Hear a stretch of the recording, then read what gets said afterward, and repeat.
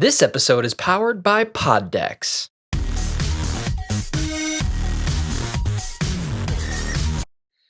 Good afternoon, sir. Good afternoon, sir, and welcome to another episode of MCVC. I As don't you know could, why I say that every episode. You're always well, here with me, but yeah, but no, it's our first episode away from each other. For those of you who tuned into our episodes from this past weekend, it was a blast.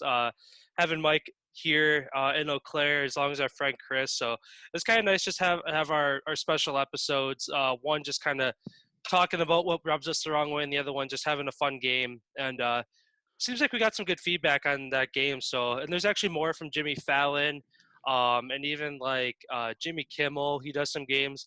So I'm just gonna, I don't know, dive in and steal some games from some more late night talk shows, and we'll just kind of slowly implement them now and then, just to kind of, they're good icebreakers and just fun ways to kind of for us to get creative. So exactly. And then, so this episode today, we are going to be kind of talking about the modern perspective of gaming and sort of gaming setbacks that we perceive, that things we see that are kind of like on the decline, or things that we think are wrong in the overall modern gaming community, and just kind of dive into our opinion about it and things that we would like to see kind of revert back to that original mindset that kind of like these gaming developers had. It seemed coming up in the early years of like the early 2000s going into the mid 2000s of gaming. And yeah, oh, I was just gonna say, and so we're just gonna start it off with a quick pod deck card. I'll let you do the shout out. yeah. So for those of you who have kind of just seen for a lot of our episodes recently, we kind of kick things off with a card from our pod decks. Um, and kind of announcing here, they added us onto their sponsorship program. So we're excited to collaborate with them in the future, as far as bringing new content and just kind of um, getting them helping us get our name out there. So kind of just moving forward with these episodes, you'll be seeing us using these probably a little more, and just giving them shout outs because we really appreciate them taking us on.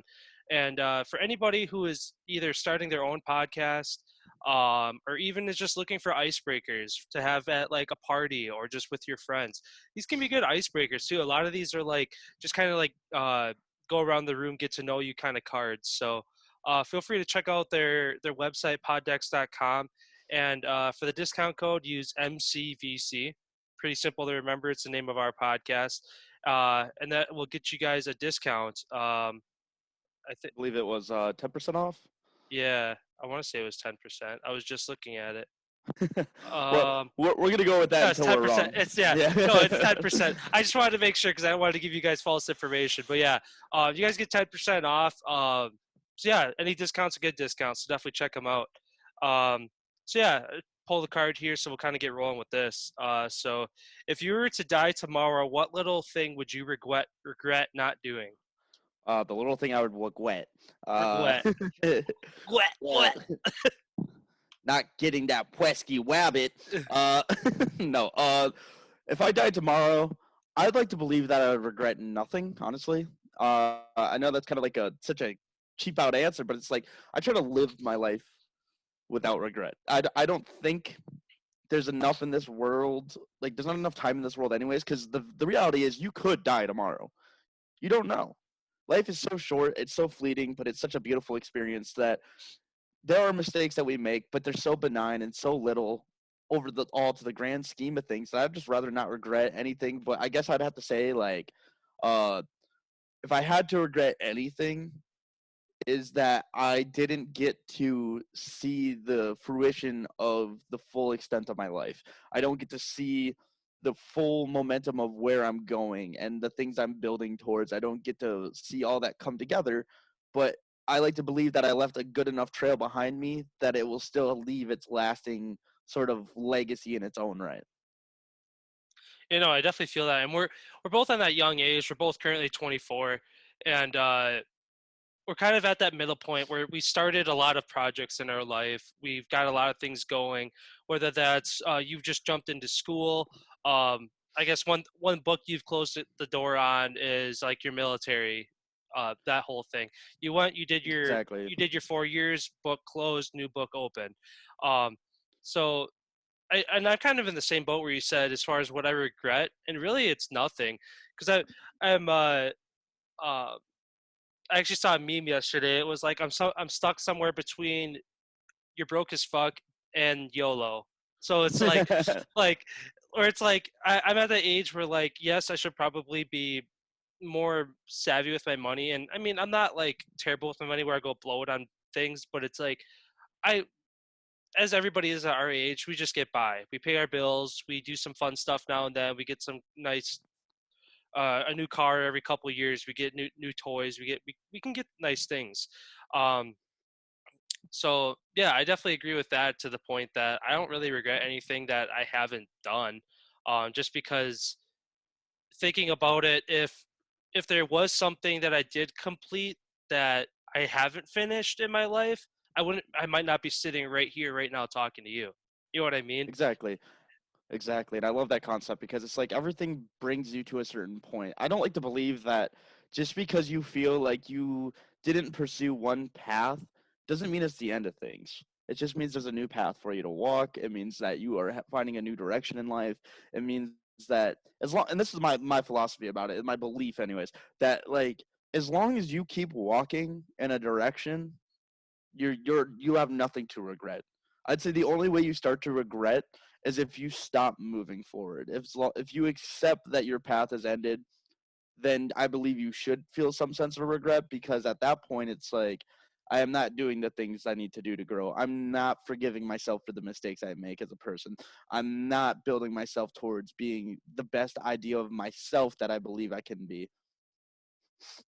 No, yeah, that's a good point to bring up. And yeah, even though we both kind of said that there's nothing to really regret, I guess the one thing that I guess I would is that like I want to have kids someday. So obviously, if I died tomorrow, that'd be one thing I regret never doing was having kids.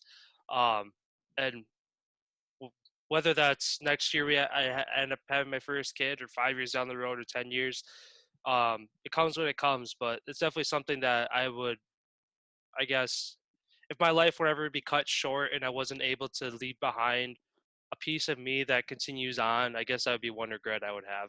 But That's understandable, and I was kind of thinking that's what I thought you were going to actually bring up, and honestly, that's such a sincere thought, and I think that's actually a very common shared regret among people, just who do want to have that legacy for themselves or leave behind that token of their existence, because it's kind of even down to the genetic understanding of your existence. It's part of the animalistic side of our brain is literally produce.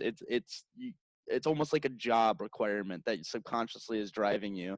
It's like you almost feel that need, but then there's actually the higher level echelon of thinking of like, no, this is something I consciously want to do because for one, you want to you have gone through the transitionary phase. You went from child to teen to now you're in your adulthood, and you have experienced this part, and now you're growing older and older as you're getting closer to that point of where it's like now you're falling into the like it's that role of parental guidance, that role of wanting to impart the wisdom and knowledge you've gained now onto another human being in your life that you want to see them almost like you want to see them set out and do better than you. And I think we actually talked about this before where it's like you almost want your kid to be better than you want your kid to be cooler than you, and like better is a very vague word. Like most people be like, oh, so he's got to do everything you did but better than you. No, no, no, no. You just want your kid to live a life of the existence of happiness, and you want them to have a sense of fulfillment that you won't be able to reach in your lifetime, and you want them to carry on and move forward and carry on your name, and you want to leave that legacy because who knows, maybe your great grandkid could be the future president of the United States. You never know. yeah, exactly. Um, yeah, that's kind of all I had on that. I know it's funny how these cards, the like as vague as they could be, or as just like general as they could be, we always find a way to make them Uh, like more heartfelt and just pick them apart more. And I don't know, I like that. Now my one funny regret, I never got to box a kangaroo if I died. Maybe that is how you died.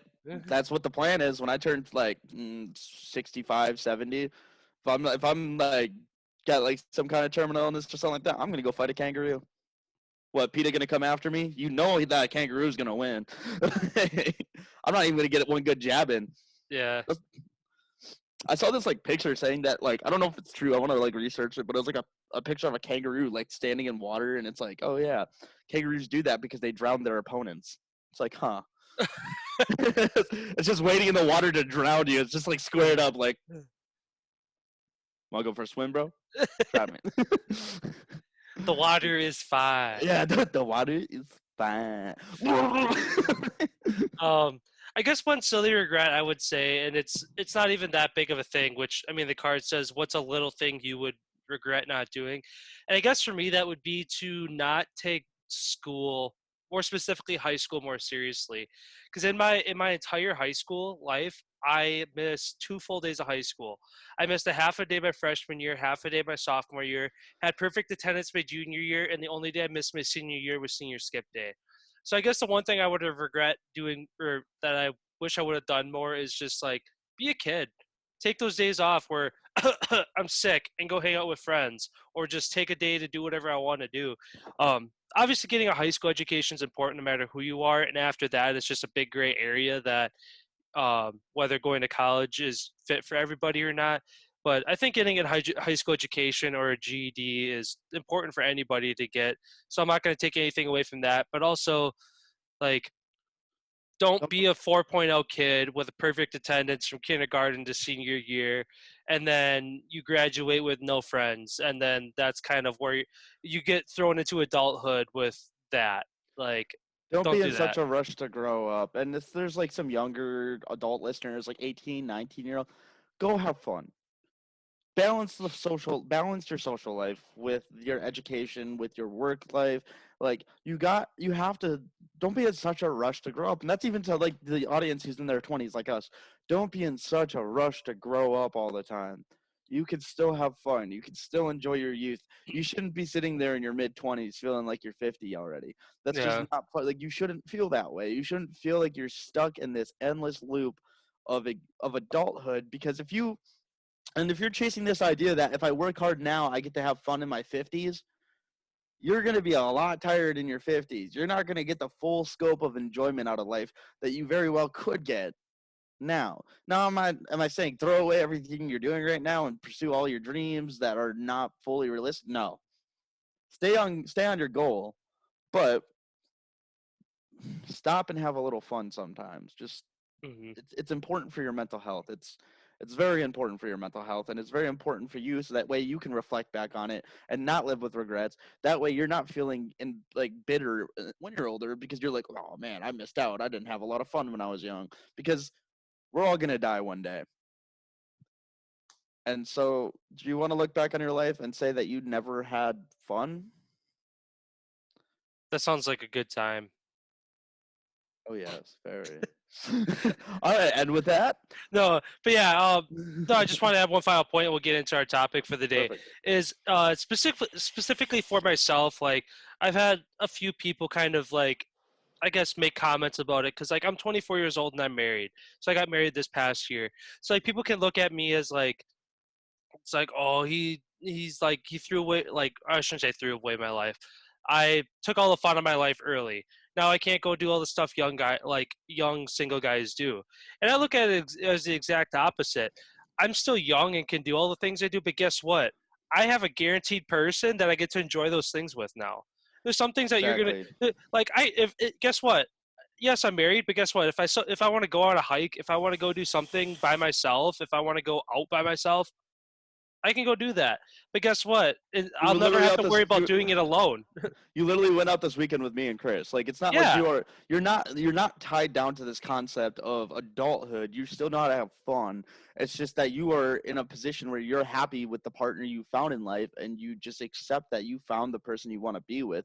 And it's a beautiful thing, because not a lot of people do find that. They don't find the partner that they are truly compatible with around this age.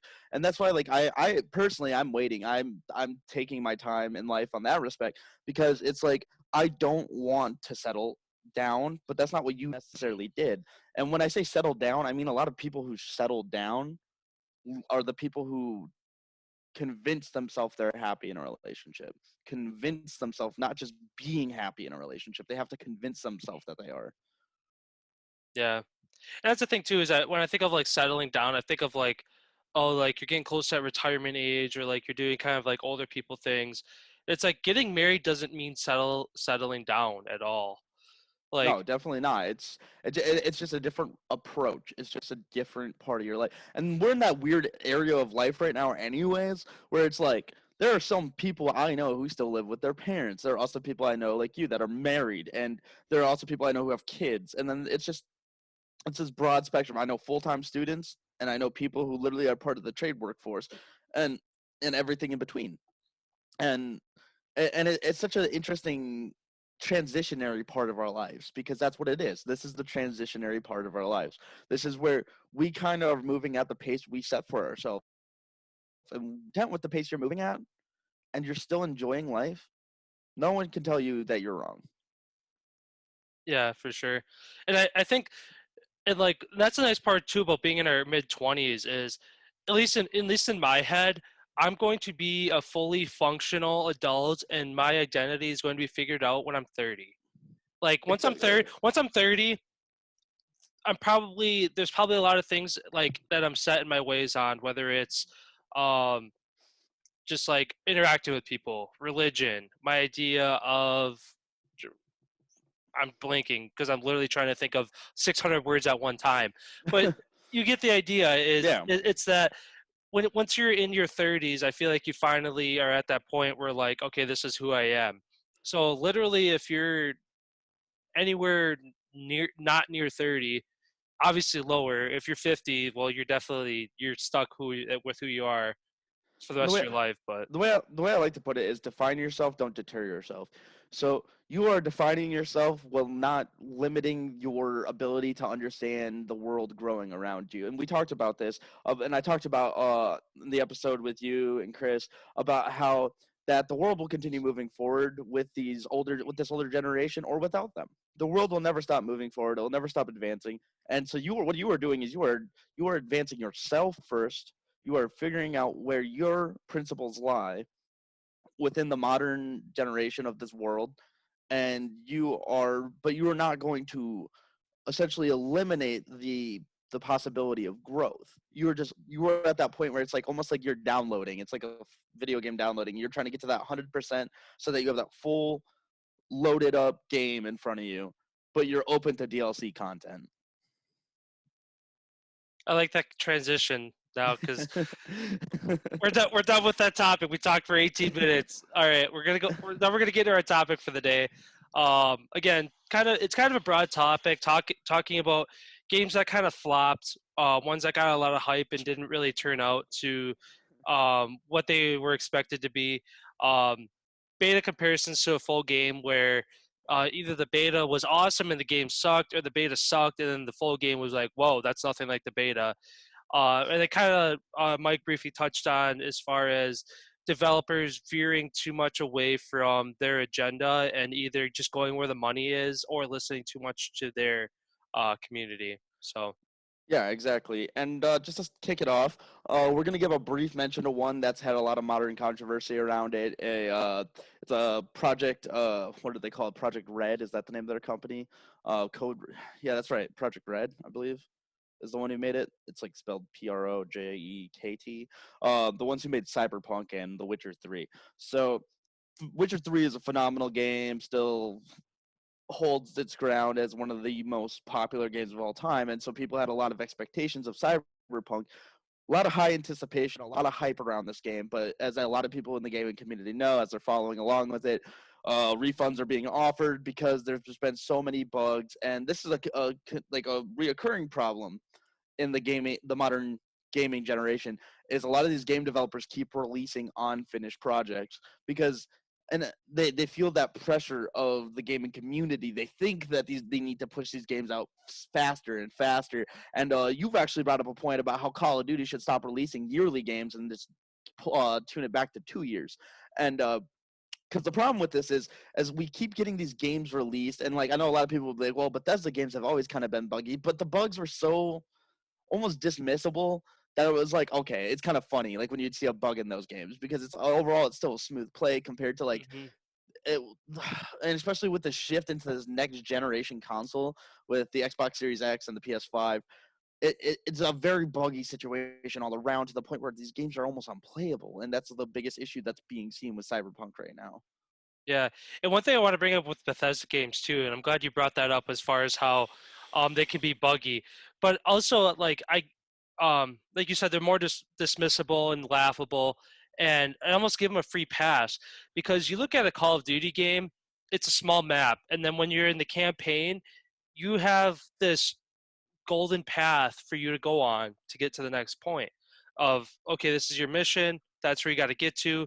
You don't get to wander off. No. So that's where I give like Bethesda games like Skyrim and Fallout a free pass, because you do have your main mission where, like, if you wanted to play the main campaign and just go on a straight line, point A to point B, boom, I'm here, I gotta go there, and never get distracted. You could do that, but Bethesda gives you the opportunity to, ooh, what's over there? And you can wander way over there. You can wander over there. You could go up. You can go down. Like, you're gonna get bugs because of the fact that the map is huge. The map is so much bigger than these other games that you're playing, where um, like it's literally a tenth or a hundredth or a thousandth of the size of a Bethesda or of the Skyrim or an Elder Scrolls map.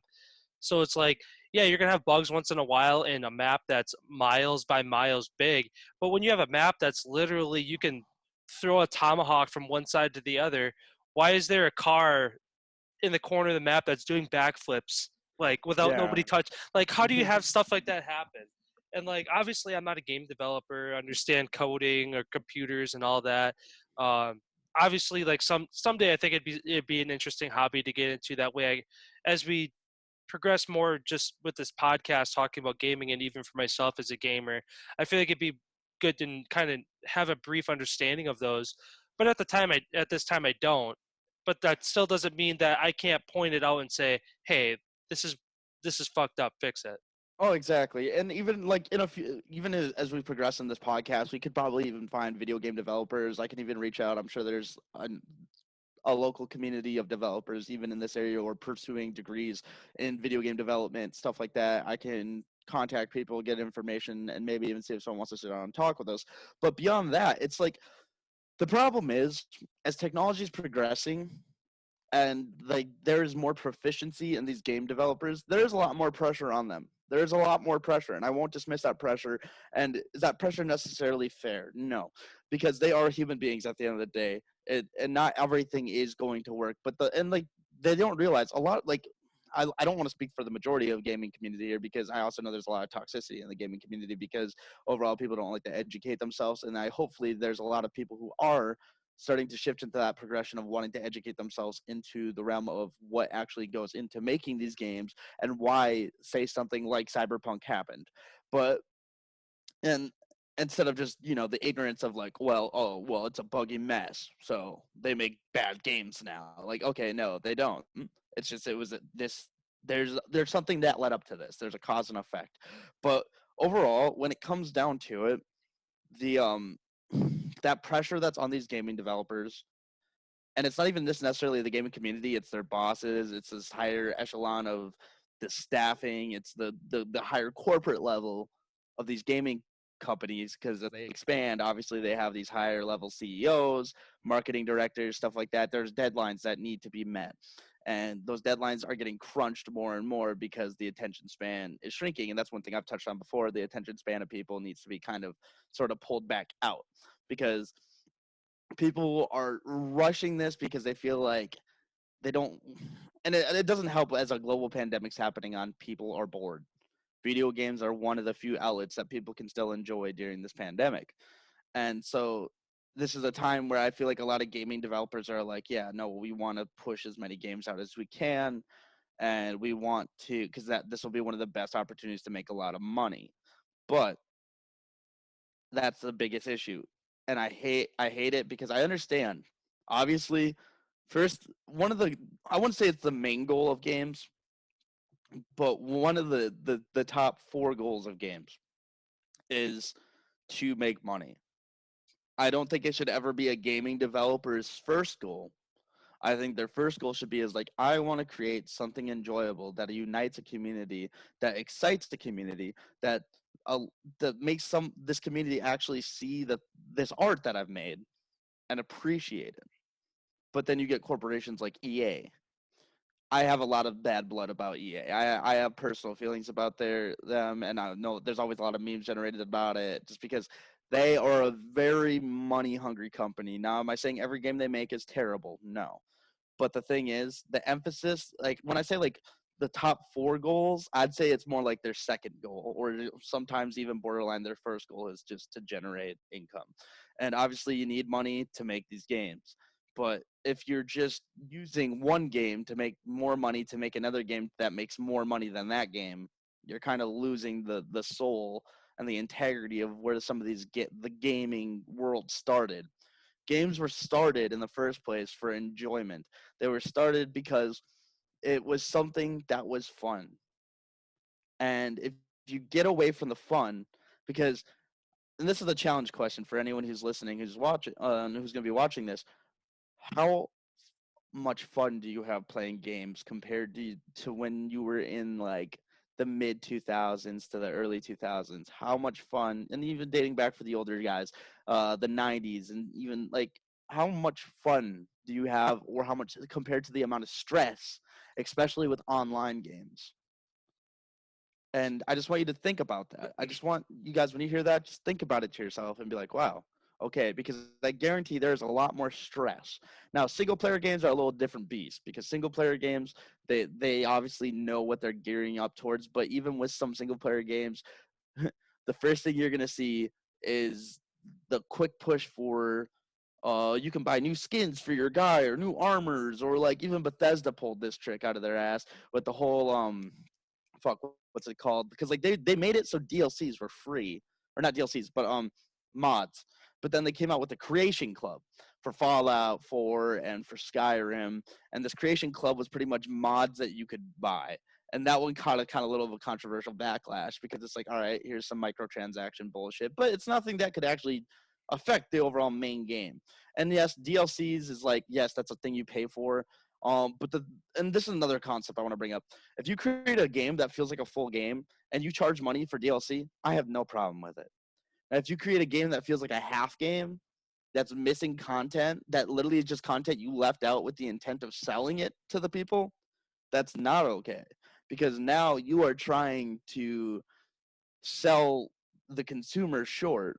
It's almost like, I don't know, you go buy a cheeseburger and like you ask for a double cheeseburger and they leave and you know the amount for a double cheeseburger, and they leave the extra patty off. They hand you a single cheeseburger, and they're like, there you go. And you're like, well, this isn't a double cheeseburger. Oh, you want the double cheeseburger? Well, you got to pay an extra 50 cents for the second patty. Like, but it says double cheeseburger right there. Yeah. It's that concept. Whereas like if you want extra sauces that doesn't come on that burger, it's fine. You should be willing to pay that additional, because it's like, oh, okay. And and obviously that's where that annoyance comes in with the gaming community, because they don't like seeing stuff like that. They don't like seeing an unfinished project and all of a sudden they just turn around and they literally just sell things they already had planned to implement for the game. Now they're selling it to you. hmm One game I want to bring up, I think that does a good job of not doing that. And right away I thought of it was Fallout 76. You played it right away. You could tell there's a lot of input that got put into the game, but you could tell there's like missing pieces to the game a little bit. And the nice thing is that because they put areas of the map that either were blank or you couldn't go inside of them yet or whatever that might be, but they continue to add more content for free. So that's why what I loved about that is um, it felt like a full game. Honestly, if they would have just left it as it was and didn't add any content, obviously I would have liked the game a little less.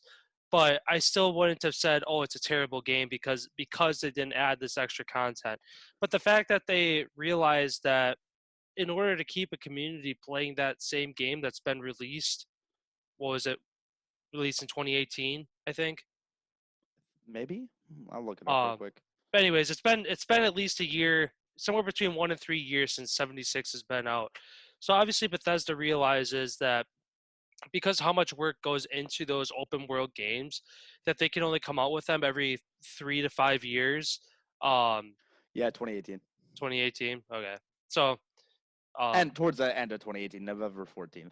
But okay. yeah, But yeah, so they realize that because they'll come out with games well, every like 2 to 5 years, I'll say, that they have to keep up with the content. Whereas games like Call of Duty, where they just completely scratch a game, throw out a new one, um, and I kind of talking about that, and it's funny how just one of the things we're talking about today, games flopping. It's actually kind of been a developing story this week. It's really been a developing thing since for months, but Warzone, there's finally like thousands and thousands of players and like streamers that are stepping away from it because of how buggy and how many hackers there are. Um, there was just a $250,000 tournament that happened either over the weekend or a couple days ago or whatever, that hackers ruined the tournament and like cost people basically earnings, and and it's gotten to the point where the community has been forgiving and patient. Yes, we've been frustrated since day one with all these hackers and glitches, but people have hung on this long. Like Warzone has been around since it would be March. So in like March of 2020 it came out. So it's coming up almost a year being out.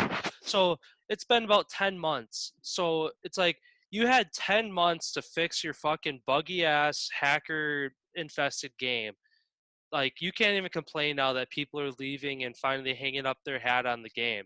Like I'm sorry, like I say like 6 months tops is like if you don't figure it out by then, like if people leave fine.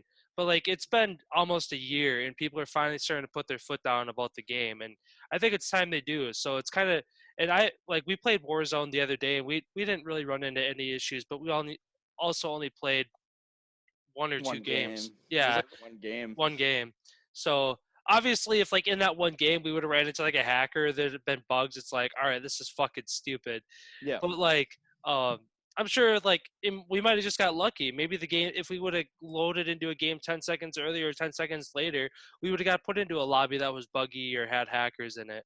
Well, and So, like just to give a story about this from and I think we've talked about this prior, but one situation that happened in Warzone to us was we were playing. It was during when they had the whole little truck Warzone going oh, on. the Armored We Truck Royale, we whatever. were supposed to win that game. The Mhm. thing was, because we were the last ones left, but there was a team that died, and they stayed in the game, and they talked to us after, so there's no bad blood there, because they were just kind of like, well, this is weird, it's glitching, but it's still saying I'm in the game, even though they died, and like they joined in with us after we cleared the air with that. But the fact is, bugs like that should not be happening. There shouldn't even be a situation where someone has the opportunity to linger in a game and to take the win from someone who actually worked towards it, and that can completely put a bad taste in any gamer's mouth. And like and there's a lot of people like we brushed it off. We were like, all right, whatever. But at the end of the day, it's like it definitely still leaves that frustration because it's like, well, we did all this work just to take a second place, Mhm. and with for no reason. Yeah. And I'm sure they patched that one or and this is the thing. They don't realize like we would be content with them just shutting down the whole Warzone server for like as long as they need to actually make sure it's good.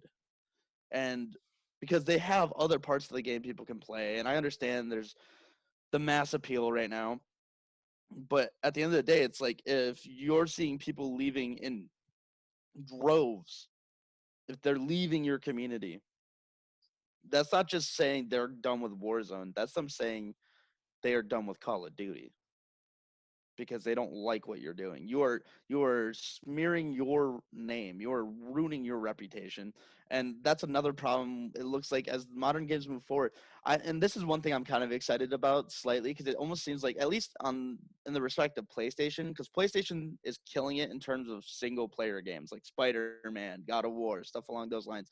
They have been crushing it for the most part with their single player games. And because they're well designed. And you playing Spider-Man, there's some bugs, but it's so minor that it's not really impacting the overall flow of the game. And it's getting to the point of that, okay, maybe take a step back to a traditional concept, make a good game with a good story, with good gameplay. And that all it comes down to that is you will sell. Look at Red Dead 2. Red Dead Redemption 2 storyline was so beautifully drawn out, and the game ran very well. And there's just such minor details they put into it that it just made it feel like such a good experience all the way through. And it made it to the point where if there were bugs, they were so nonchalant that it didn't really bother you. And like I said, I'm not saying games are without bugs, but when the bugs are impacting gameplay to the point where you're like, I can't even play, I don't even want to hold my controller right now. I just want to turn this off. Then that's when you got to start realizing, okay, maybe we need to go back to the drawing board. Maybe we need to take a little bit more time on these games. Yeah. What is with bringing up Red Dead? It kind of makes me think of just like Rockstar in general, and I kind of had briefly mentioned GTA. At it's kind of turning into that microtransaction kind of thing, and there's a lot of games that have turned into that. Well, even Uh, Fallout 76 as yeah, part of that whole scheme of things, but they're also, and it's kind of a problem. Not to cut you off, didn't mean to do that. I just wanted to get this thought in real quick because I remember you mentioned Fallout 76, and I actually had a thought I didn't say about it before. But it's kind of a common theme among these online multiplayer games. Like, and if it's just skins and stuff like that's people's choice to do those things. So it's not so much that, but when people can literally buy money, and that is the biggest problem. And I'll let you take over from there because I feel like that's where you're heading with this, because people can literally buy their money in the game. yeah, and I just want to bring up a brief point too with Call of Duty now, is like I agree that like skins, having like weapon wraps, things like that are fine, um, To an just extent. to an extent, and but it's come to the point, and actually that's another thing I've seen recently is there's a skin in Warzone that blends in with darker parts of the map. So there's a lot of people using it because it's creating an unfair advantage where they're literally becoming damn near invisible. And the other thing too that I didn't really like that they added to the game was the tracer round packs. Like the red and the purple one was really the biggest issue. Um, but it's like essentially what it does is it makes your fire rounds a certain color. Now, where that creates an unfair advantage is when you're hitting your target, whoever you're shooting at, it like disorients their screen and like makes it like purple and just like it's just like boom boom boom boom boom purple like everywhere to the point that it's like obviously there's flinch when you're getting hit in the game, but it's getting to it with those tracer round packs, it's to the point where it's completely disorienting them, that unless they can get to cover in less than a second, they're dead because they don't know where you are or where it's coming from. So that was just kind of a point I want to bring up there. But yeah, going back to the microtransactions thing, um, with like Grand Theft Auto and how you said you can literally buy money for the game. So instead of like Grand Theft Auto, they intend for you to make money in the game by running businesses, by doing heists, doing small side jobs, um, playing certain game modes online. But it's giving these people an opportunity that if you want to take the easy way out, you want to have all these cool cars, you want to have these tanks and all these cool weapons. Cool, you don't have to do that. Just give us your credit card. We'll put $20 million in your bank account on the game so you can buy whatever you want. And just in general, and it's probably an unpopular opinion. I mentioned it before, is games that I think flop. Well, I shouldn't say flopped, but it's more or less in the sense of games that didn't stick so much to their game plan and just went where the money was. Is GTA. And what I mean by that is from when GTA was released, what was it, like 10 years ago now, just about. Like 8 or 9 years ago, probably. It's a completely different game to now. And that's going to be for obvious reasons, just because if a game's been around that long, there are going to be changes. I'm not expecting it to be to a T exactly the same. But, um, So yeah, September 17th, 2013 is when GTA 5 first released. So okay, so like 7.5, 8 years now. Um, but yeah, basically it's to the point that there's all these online things where it's like you can literally like race NASCAR. You can like I'm trying to think what other things because I haven't played it in a while. It's just I'm just trying to think of videos I've seen of other people.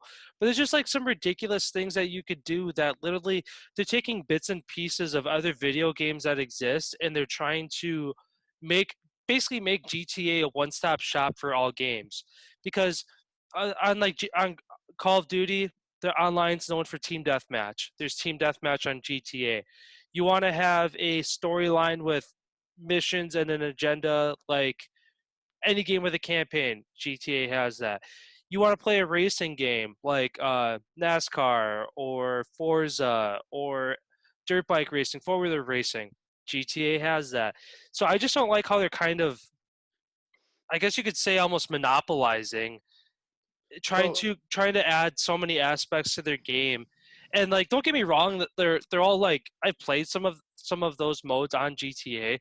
Like, they're not like bad, but it's like I said, it's just taking credibility away from all these other games and taking people from there. It's like, oh, you want to play that game? No, come play our game. We have everything. So well, I just don't so like that about it. so to make an argument against that, I personally actually don't care about that. I think if a game can do everything, it should.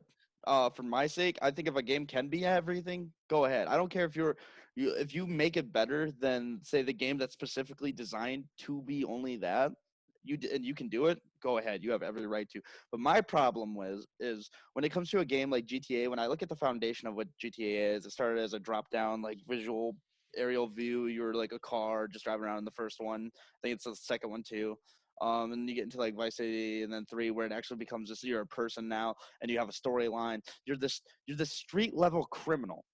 And like yeah, you could play GTA as it is. Like say you just want to drive the cars. That was fine. It still stayed in this realm of almost reality. But now it's almost like and I call it the Saints Row concept because if you look at Saints Row games, Saints Row 1 and 2 is still kind of wacky, but like Saints Row 3 just became this acid trip of a game. And like it kind of worked for them. It kind of worked. It was wacky, but it was cool. But then it completely they at least stuck to what they were changing. Whereas now GTA doesn't feel like GTA anymore to me. There's space bikes, there's laser guns, there's aliens concepts. It's things that like this is not my GTA anymore. This is not like this isn't me as CJ in the ghetto trying to fight for my life and trying to make something of my existence. This is now there's this dude flying around on like there's 4 dudes on space bikes wearing alien onesies that can literally blast me away when I'm literally trying to rob a bank with a handgun. So it's like it's such a break of the putting myself into the game. It psychologically breaks it to me because it just doesn't like. 'Cause for example, I like established timelines. I like established an understanding. Okay, this is why this game is like that. Like that's why I don't mind like space games if they can like flesh out the lore if it makes sense. It's like honestly, say you were playing Skyrim and someone handed you a rocket launcher, would that not break your game? It Oh would. yeah. It would 100% break your game. And I'm a person who likes lore consistency. I like understanding that this storyline flows in this dynamic way. When you throw things in like those space bikes and shit like that, and then you just create an opportunity for someone fresh out the gate who can just buy a space bike if they get to the right level, and there's people who can hack your level, so that doesn't really matter either. But like, and you can just be flying around on a space bike and just terrorize other players who are literally just trying to immerse themselves in like, all right, this is a cityscape. There's all this stuff to do. This is cool. Like I'm gonna like, and you actually just want to keep it on that street level understanding, and it's like. It's just completely game breaking. And then yes, I know you can go into your own little private servers and ignore that stuff, but you shouldn't be bullied out of that stuff. You shouldn't be bullied out of the community. Like that's why I still say GTA 4's online was way better than GTA 5's, and like a lot of people are like, oh, GTA 4's online was shit. I love GTA 4's online because it never broke away from what it was. It maintained the fact that like no, like the craziest thing you could do is like get like helicopters, and it's like okay, I can see that like a street level criminal, if they're smart, could get to the point where they could acquire these things. But a space gun? Are you fucking kidding me? What? Okay, like, all right, no, and it just pisses me off and I just think it's so game breaking, and it's just it's obnoxious. And yes, the storyline still flows smoothly, it's good, but that's the thing. They shifted their direction from concerning themselves with the storyline. They didn't really push out any DLC for the storyline. They just went GTA Online. This is what we're about now. And that's what kind of Call of Duty did the same thing. They're like Warzone. This is what we're about now. And like there's actually a lot of controversy with Warzones. There's another. I know you're talking about the tracer rounds. There's like a tune one. It was, and there's a lot of issues with that one too because it's like, is this game breaking? Because and there's a lot of people who are like, well, it's a video game. You can't expect it to be real. But I can expect the game to play by its own rules. You know what I mean? Like it's not so much that I expect like if I thought it was gonna be real. Obviously, if I'm getting shot, I expect to die right away. Like I never expect true reality from every single game I play unless that's what it markets itself as. But Call of Duty in itself, especially Call of Duty Modern Warfare, markets itself as you are top tier special operators who are fight in a firefight situation. When you introduce things like crazy animated swords and tracer rounds that don't make logical sense, Or that a 6-inch rock that you can't climb over. yeah, and it's yeah, I don't know why they ever eliminated the ability to climb properly. That was stupid too. And it's just like there was other elements they could introduce. They could introduce grappling hooks. That's a real concept that could be used. And it's like it could make it completely and they did with the ones where you can just slip and like slide up, but Hmm. like they could expand on that. They could expand on other ways like breaching kits. They could have made their buildings demolishable. Things along those lines that could have stayed within the realm of reality without breaking their game, but instead they chose to pour into these cosmetic packs and get more outlandish with them. And it's like I don't know if that's catering to gaming community or if that's just them thinking the gaming community will like it. But overall, it's like stick to the rules of your in-game world when you're developing your game. And if you're going to breach away from it because it's like, well, people would be like, oh, well, you guys talk about Fallout a lot. There's aliens and stuff and like that. Aliens have been established throughout Fallout. Hmm. Their outlandishness has been established within their world, and so there's not so much necessarily game breaking, but they have created an environment where the rules can be bent a little Hmm. because of that. I feel like in that case too, in Fallout, because it is nuclear fallout at a across the entire world, it makes sense that if aliens exist, that they would come visit. They're like, where like they see something like that happen. Like Huh? What there's happened to a our zoo? yeah, like there's a universal break where like the weather changed or they got a reading off something and it's just like I mean, look, we do it ourselves. We ourselves as humans are aliens. We see there's something that happens. A star blows up that's light years away. We go check it out. Guess what? We're aliens going to check out something that happens. So in the case of like Fallout, where there's complete nuclear fallout across the entire world, yeah, anything that's outside of the world that sees this happening is going to come check it out. Exactly, Um, even breaking away from Fallout and talking about some other games, like going into the concepts of like, uh, for example, so one game that I don't mind that it does microtransactions and it does the whole pass concept, and it's one that we've talked about before as well, Rocket League. I don't care, and we've already touched on the bad points about that one. And that one's not so much the game developer's fault; that's the community as a whole. And I would like to see the community stop being so toxic because it's like I don't know if like the anonymity about it, and we've talked about that, so I'm not gonna touch too hard on it. But like, stop using an anonymity to feel like you're so tough. Stop using that. Like, don't use this anonymous chance to sit there and talk so much shit over a video game, especially when you don't know who you're talking to. But getting back on track to the concept of gaming developers, it's I want to see more of the God of Wars, more of the Spider-Mans, more of these games where it's like, okay, they took their time, they put the detail in, they really like what they're doing. And like that's why I like Dark Souls. Um Dark Souls is a punishing game, but a very rewarding game, and it's cool because I love the way the developers have made it. And it's and yes, if you look at the first Dark Soul, it's very, very buggy. Not buggy per se, but like the movement patterns are just choppy as fuck. But it's still enjoyable because the game itself is consistent.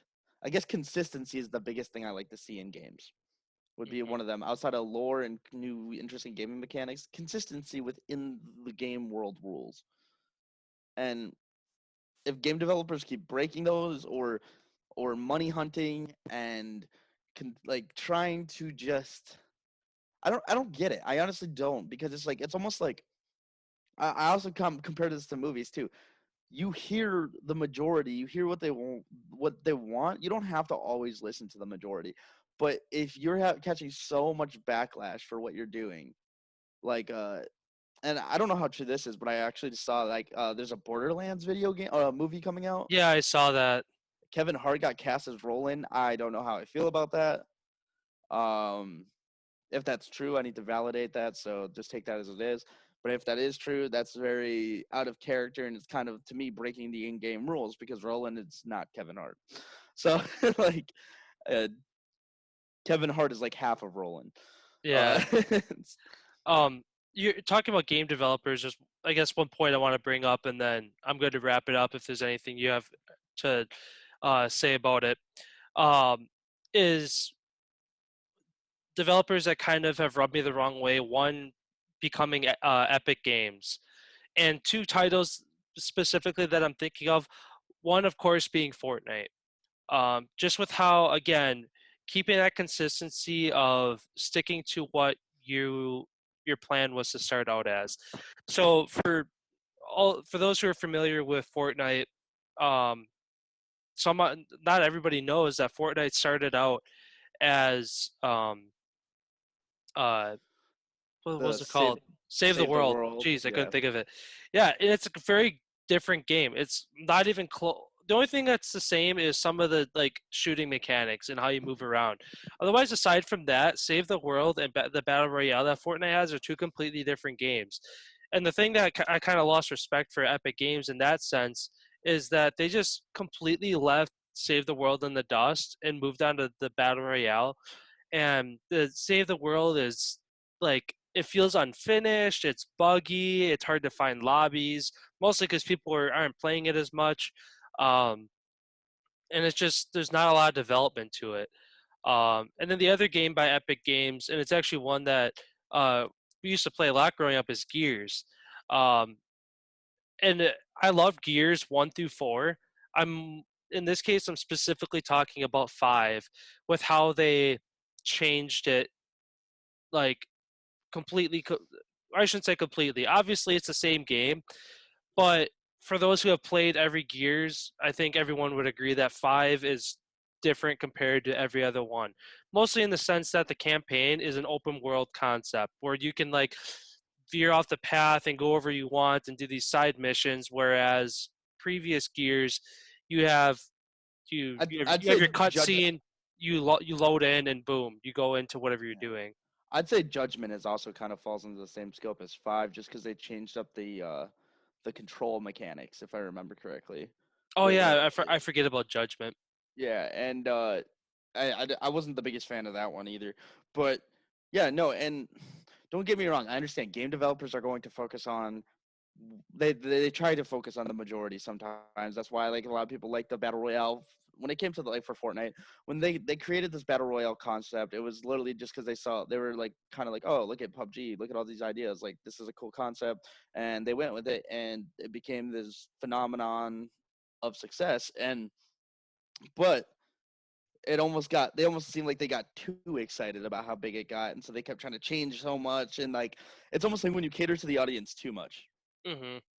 and it's like when you do that, it's bad too. Like stick with what you set out to do. But if you see things that are catching good positive feedback, go with it, but don't ever forget what you started from and maintain those core things that make you feel good about the project you're doing. Otherwise, it's gonna become soulless. And I truly believe that like you can just tell when a project has heart and soul poured into it compared to something that just feels like a blatant money grab. Mhm. I agree. Yeah, I don't know. That's kind of about it for me. I can't really think of any other games that just kind of like over the years have changed a lot, or just ones that kind of flopped. Um, I haven't I really mean, talked about any that kind of flopped. More or less, just ones that steered too far away from what they were set out to be. So I wouldn't say it flopped per se, but it definitely didn't gain the notoriety it should have. I'll say Titanfall was one of those games that like Titanfall 2 is actually a phenomenal game, but like it just didn't gain the momentum it should have. Hmm. Uh, and meanwhile, there's games I think that gain notoriety. I don't think they deserve some of the respect that they were given. One of those is Destiny. Uh, I'd say one that's kind of like bounced back and forth a bit is Halo. And then like jumping into other RPGs, because I know we always talk about a lot of the same games. So there's a lot of other games out there. There's games like Divinity. There's games like I know Kingdoms of Amalur released a remastered version of their game, and I don't think that did that well either. So that one was like kind of flopped. Kingdoms of Amalur, and it was called Re-Reckoning, and I don't think that actually did much well, like did better either. And it wasn't such a bad play, but it was so much as like I don't think it just got the momentum it needed. And I think there was just a lot of complaints overall, like with the overall game in itself. Oh, like I don't think that like people like the mechanics of it, but and then there's just other games like one I played is Absolver, which is like it was on the Game Pass. I actually really enjoyed this game. It was like a martial arts fighting game almost. So the way it worked was like you could like just get more proficient in fighting, but like you actually fight other players. It was cool, but it was it had a lot of bug issues, and it just didn't. I think it had the potential to be something a lot cooler than what it was.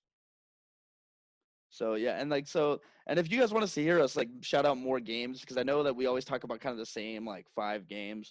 So I just want you guys to know, no, we're not like narrow gamers. There's a lot of other games we know. It's just like kind of we just try to cater to the mass appeal games. Hmm. Um, but yeah, if there's other things you want us to talk about, and other games that I think did things really well, Subnautica, uh, and yeah, no. So overall, just give us feedback if there's other games you want us to touch on, or if you're like, no, this game should have been a lot better than what it was.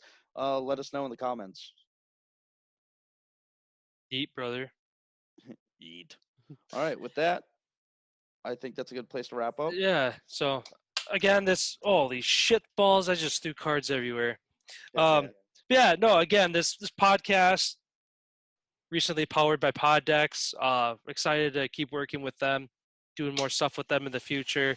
Um, and then obviously as other sponsorship opportunities come up, we're always looking to um, find the right companies to associate ourselves with and grow ourselves as a podcast. So Yeah. And if you like our content, continue to share, continue to subscribe, like us. Keep pushing our content out there because uh and ultimately, like I said, and we've touched on this several times, this podcast started off just for us, but if you like what we're saying and you think someone else likes to hear it too, go ahead, spread it out there, because we would like to hear more feedback. We would like to get more perspectives so that way we can actually understand more of what even our audience feels about the gaming community as it is and as a whole right now, and the gaming developers of the modern gaming generation. We would like to hear your input instead of just our research, and then instead of just the things that we're perceiving. It'd be nice to hear some of your feedback, because then we could be like, all right, well, this person felt this way, and now I can actually take that into my perspective and be like, they made a good point, or be like, no, I don't know if it was a good point, but I'll still think about yeah. it. Well, on that note, signing off. All right. See you, man.